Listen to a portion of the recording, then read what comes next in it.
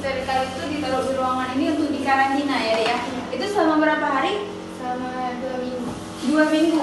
Itu kalau yang nggak lulus sensor tuh biasanya keadaannya kayak gimana dia? Kalau misalkan ada bakteri dia biasanya bakal meledak. Meledak kalengnya ya. Kayaknya sih.